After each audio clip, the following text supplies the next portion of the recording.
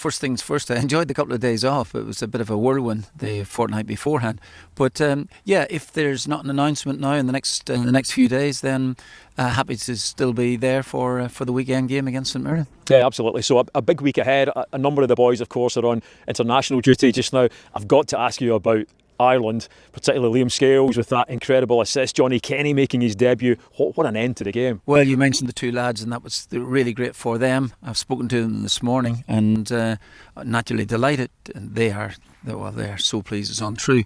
So a draw to look forward to, some matches again in March time, and with a wee bit of luck, qualification for the World Cup, which would be fantastic. Really, really great. Well, it's interesting. Yeah, Johnny seemed to be in better condition than Scalesy, in the sense, Scalesy, certainly, I must have woken him up, to tell you the truth, because I assume they would have naturally travelled back from Hungary just pretty well immediately after the game, and but. Yeah, both were in great spirits, really great spirits, and just parking that to the side now, something to really look forward to, as I said, in March time, and with a little bit of luck, continuing that there right through to the summer. And you'll be enjoying it as a football fan, but in the back of your mind you'll be looking ahead to the game against St Mirren this weekend. I know you went to St Mirren Park recently to see the buddies. They're always a very strong physical side. What was your impression of them?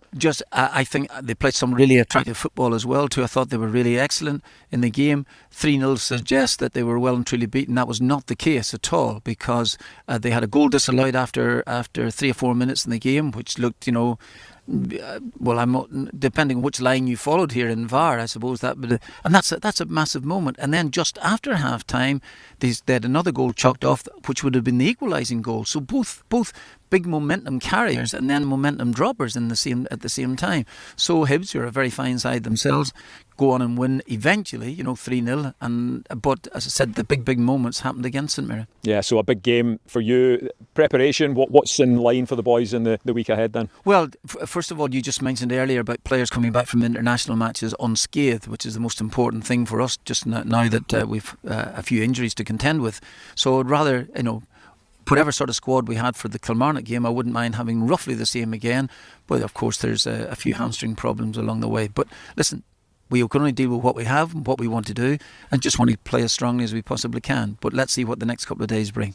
I know you're used to the big lights of London just now, Martin, but the clear air and the beautiful sunshine up here, it doesn't get much better than this, does it? Well, this is a beautiful day. It really is. It's kind of cold at this minute. You're well and truly wrapped up, so you're fine. Right? But it's reminiscent of the great old days I spent here at the beginning of the century.